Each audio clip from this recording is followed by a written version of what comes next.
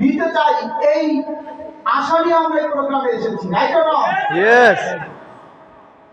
হাফিজ ভাই বা অন্যান্য যারা বক্তব্য দিচ্ছিল, অনেক জ্ঞানী গুণী ব্যক্তিরা বক্তব্য দিয়েছে, কিন্তু আপনাদের কাছ থেকে তেমন আওয়াজ নাই।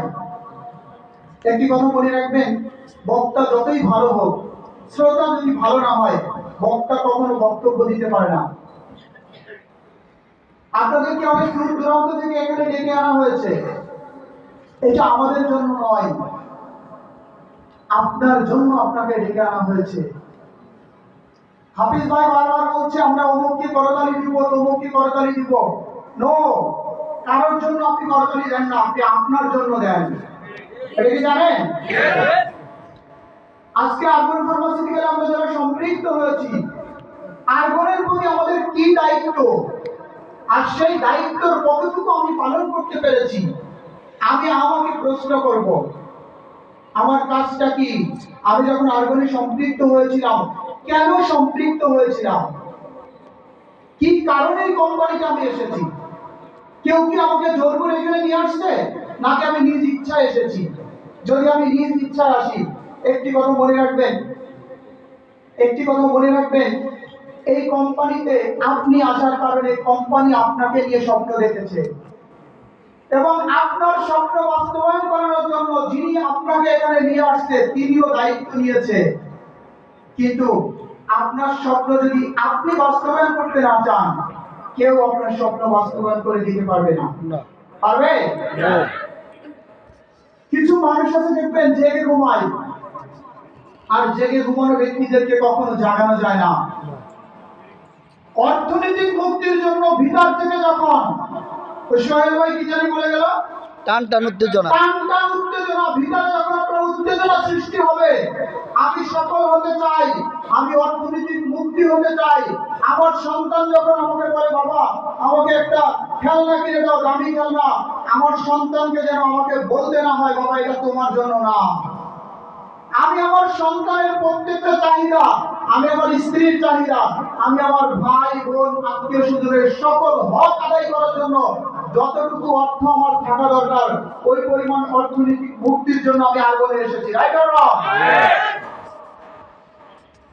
এখানে যারা মঞ্চে বসে আছে এবং এই সারিতে যারা বসে আছে, এরা বর্তমানে যে ইনকামটা করে, এই ইনকামটা দিয়ে আমি আশা করি এদের সকল স্বপ্নগুলো পূরণ করতে পারি, পারে কিনা?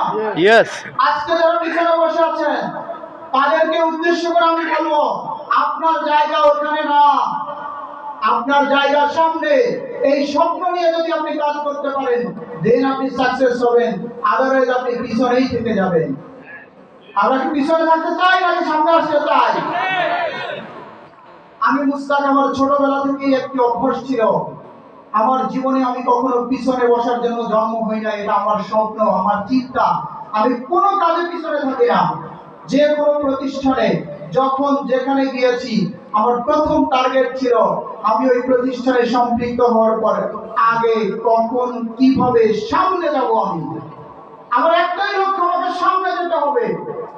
কোথায় কি আছে এটা আমার দেখার দরকার নাই, সামনে যাওয়ার চিন্তা আপনাকে এমন ভাবে তৈরি করতে হবে।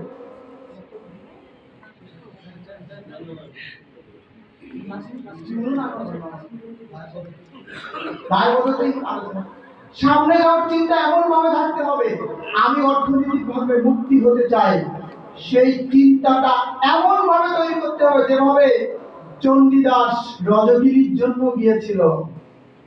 চণ্ডীদাস রজগিরির গল্প জানেন? শেষ থেকে বলবো, একবারে শেষ থেকে বলি।